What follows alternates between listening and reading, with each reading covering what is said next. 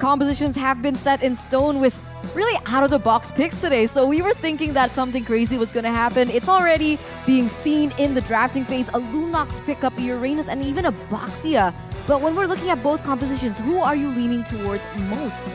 It's quite hard, Eterna, because yeah, you have the Boxia, you have the Uranus that will just melt, but let's just jump first to the Land of Dawn, shall we? I love it because given what Falcon has drafted, you can almost say that they're winning every single lane and on a mechanics, interactions,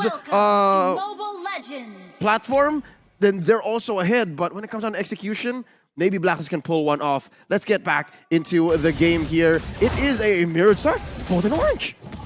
Okay, so rotation-wise, Ken and Wise will not meet up the first 2 minutes. They will not have a clash, but take a look already. It's going to be 2-2 bot side.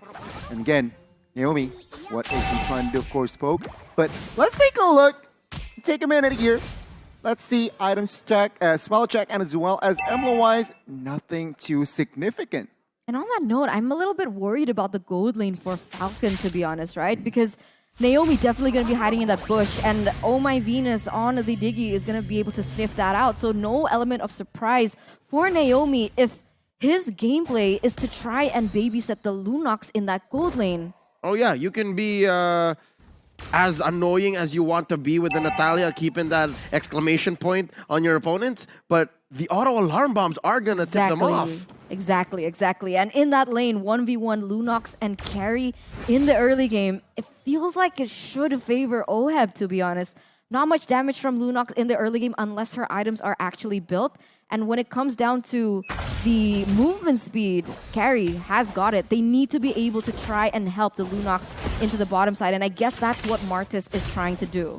What they need to do as well here is, of course, I mean, Naomi he has a lot of job description here. He needs to protect the gold lane. He needs to also enter the back line to find Xavier or even Carry. And that is just a plethora of objectives. Let's see, though, the first turtle is up. Oh, given the plethora, the smorgasbord of things that Naomi has to do, makes a beeline for the top lane, and given Edward a piece of his mind and his blade, putting him at about half of his health before the concentration was up. Now, Turtle at less than half health. There's a lot of members here. Yellow Flash with the bravest fighter, and he goes with the Puissance. It's Ken who secures it. Plus, my God, a cold altar. Down goes Wise. Yellow Flash gets him, and they put up a Mystic Field, quelling all offensive attackers, and now Venus is in trouble. Naomi pops the Diggy. Down one goes. Naomi still alive. Gets a consecration plus an edge there, but just the same, it's a win for Falcon. Take a look at bot side as well here. Xyp9x dealing a lot of damage in the 1v1s. Remember, Oheb, early game, sure, not a lot of damage in, but after 2 items, it is going to be Xyp9x who needs to be careful when engaging 1v1. But a very good trade in general from Falcon. 800 gold established, and they got the turtle. But Wise, sneaky jungler, he gets some compensation. Yeah, that was barely a trade, honestly. I didn't think that Blacklist was able to do much in that team fight. I think they kind of overcommitted onto that and even lost the turtle. But if we take a look at the emblems here, Gani, anything that stands out? Honestly, standard build. But what I do want to notice is, again, we see a Diggy that is average, so no MPRH. But take a look at the engage. Wise and Venus looking for a kill. Pops the Puissance, cancels out the reverse time.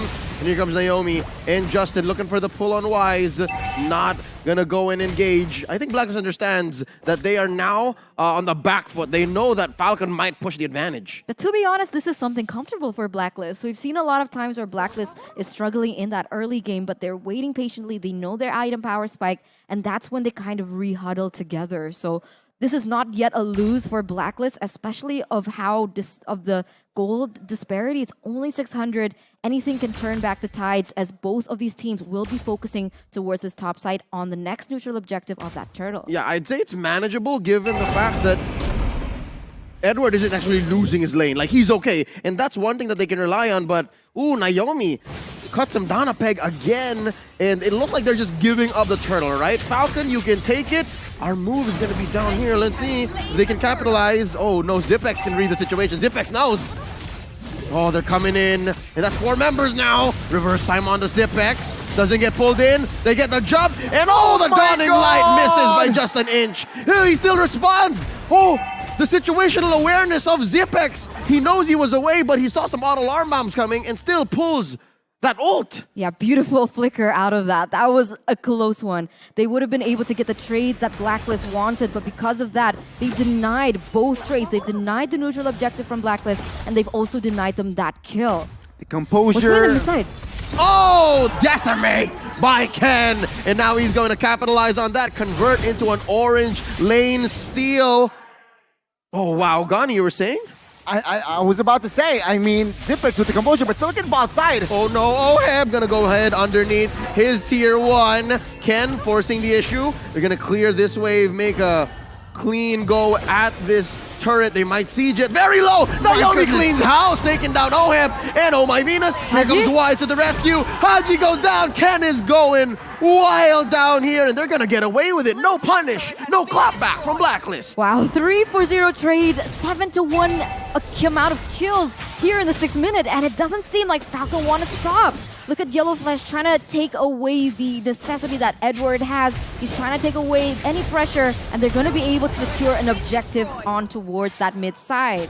Amazing execution from Falcon. The setup, the execution done sharply. Blacklist, why they are behind, they got caught up. They underestimate the rotation from Falcon, and Falcon took advantage of that, eats up carry, and right now they are confident to even somehow invade the jungles of Wise, but of course Venus and Edward is always there. But let's see here, the last turtle will be up. It seems like Blacklist, they are a little bit too behind on rotation. Will they contest is the question. The problem here now is Zipex is already a level ahead with the mystery shop, so she's going to be able to get that item power spike way quicker, and that damage is going to be felt. But here we go on the top side, already a clash as Falcon is going to be able to get a tower out of it. Oh, got the cult altar already, timed it out, but Ken is going to continue his carnage, and he's very low, gets away with 1 HP. Oh, look at that 1 HP, Dawning Light, not enough to take him down, and Wise is the casualty here.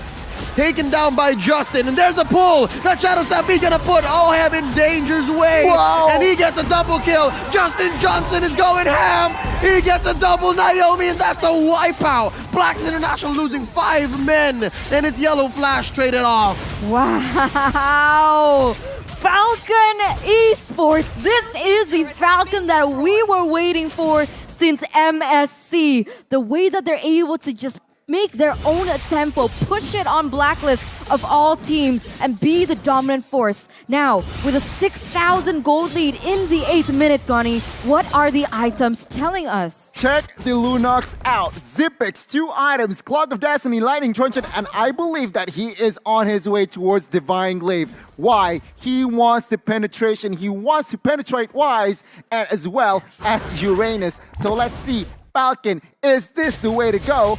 Because they are in a good position to somehow throw the defending champions in this match. Oh yeah, no, throw him into the lower bracket if there is a chance for that. Not sure if the math checks out. But something else that catches my eye is Oheb is slowly building up towards a rose gold meteor. I think he needs that, but now Edward is in trouble. Pops the consecration at the right moment, and so far, they're struggling. They're struggling. A lot is on the shoulders of Haji here. Again, this was a same situation with a lot of teams that lost the early game with a savior. They just need to get to that point where the savior makes a difference. I mean, you're right. I mean, as we all know, this ultimate Dawning Light is detrimental on as a defense and as well as offense. So Blacklist, they are low-key banking, but take a look at Falcon. They do not stop, Leo. Staying proactive, controlling the map, and Blacklist, they are the team that is being driven by Falcon. Oheb needs farm. Oheb needs farm. He's barely doing any damage right now. And we can see, look at that, Zipex with Holy Crystal. In addition to how much she's already shredding into the members of Blacklist, a Holy Crystal to top it off. Gonna increase that magic damage, just needs some more penetration to, like you mentioned, really get into Wise as well as Uranus. It's so clear, but doesn't that hurt? The fact that the Uranus and the Baksha were the last picks? Exactly. And then the Lunox was right. the answer. It's so perfect the way that Falcon orchestrated this situation. And not even to mention how Ken is having almost a perfect game as a Martis. He's taking everything away from Wise. And to add to that, remember the carry was the first pick, right? Yep. And not considered as an asset, but take a look, 0-1, not a fun game. Let's see the defense by Blacklist. Oh, top lane here going to be the first target. Oh, there you go. See, this is a sign that maybe Blacklist still has some life in them, because that Mystic Field, if there was enough follow through, could have been a hurt. shutdown. Could have been a shutdown. Yeah, the damage. We're definitely feeling the damage from Haji right now. Let's see what they can do with this. They're trying to clear that mid side. Falcon already eyeing that bottom side. They want to take as much turrets as they can get here in the 10th, almost 12th, 11th minute. Eterna. Come on. Yeah, Come oh on, man. counting. I can't believe Justin Johnson as well having quite the perfect game. He just built a lightning truncheon. And to add to that, he has a 308 scoreboard, which in total is 12 total kills. He's just one shy off, so to 800 KP. Huge play here, huge game for Justin, almost a perfect game. And again, we are going to see a reset. We talked about this. They have Diggy, they have Xavier. Their high ground is strong. And of course, with that carry, they can't just melt out down Lords. So Blacklist, they still can turn this game around. Yeah, Falcon watched a lot of Blacklist games. They know that Oh My Venus likes to camp those bombs into that bush. So it's Ken who's cleaning up house. And it makes sense because, again, I think last we checked, he was building some defense items. This might be a tanky Martis, and that's exactly what's choking Blacklist International, the presence of Martis, the presence of Ken, the Burmese Python. You can see, though, that Blacklist, they're trying to prevent the lanes from freezing. You can see that they were actually kind of stalling it from coming in because they know how much OHEB needs that farm. They're relying heavily and banking on OHEB and Haji right now, and right now, Falcon, now they're forced to come a little bit closer to Blacklist.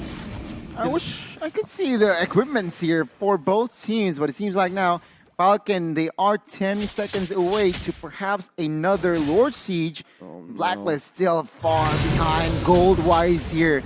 They need a mistake from Falcon. Yep, I was going to say, one of the few ways that Blacks can come back possibly is if they do this. Yes, number one, stay in their base, don't cross any thresholds that you might not come back from. And Almost. so close. Almost. Woo! Oh, so close. Imam almost stole that away. The KDA machine was about an inch away from getting a Luminous Lord for Blacklist, but not today, says Ken. Not today. Man, that instinct Eterna almost just perhaps 0.ish seconds shy. But now Falcon with the siege, with this gold lead, they are in a good position to end the game. It's not looking good. 9,000 already. He's trying to use that Dawning Light to clear the waves here, Leo. Oh. Might be the final stand for Blacklist. Look at that. See, 4 members of Falcon didn't even cross the threshold. But here we go. Starting off with the Mystic Field.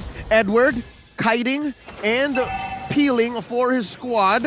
A few gets caught again in another Mystic Field. I love how Xavier has so much lower cooldown, but now, oh, Dawning Light, forcing an early ult from Zipex. Very low members in the back line.